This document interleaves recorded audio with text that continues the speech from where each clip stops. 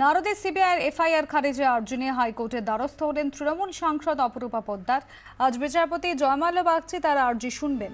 তৃণমূলে 12 জন নেতা নেত্রী এবং এক পুলিশ কর্তার বিরুদ্ধে এফআইআর করেছে সিবিআই। অপরূপাই প্রথম তৃণমূল সাংসদ হিসেবে হাইকোর্টে এফআইআর খারিজের আবেদন জানালেন।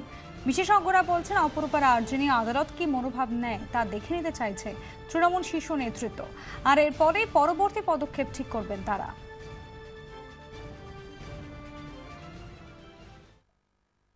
বীরভূমে দরবারপুরে মিছিল করল বামেরা। গত সপ্তাহে বালি খাদানের দখল ঘিরে উত্তপ্ত হয়ে ওঠে বীরভূমের দরবারপুর। বোমা বিস্ফোরণে মৃত্যু হয় 9 জনের। তারই প্রতিবাদে গতকাল মিছিল করে বামেরা। বামেদের একটি প্রতিনিধি দল গ্রামে গিয়ে আক্রান্তদের পরিবারের সঙ্গে কথা বলেন।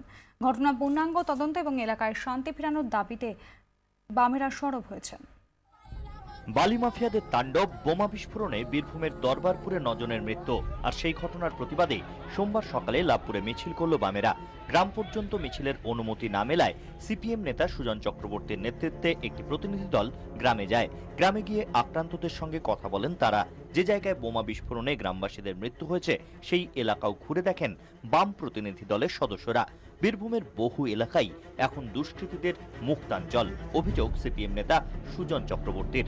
গোটা ঘটনার তদন্তেরও দাবি জানিয়েছেন তিনি।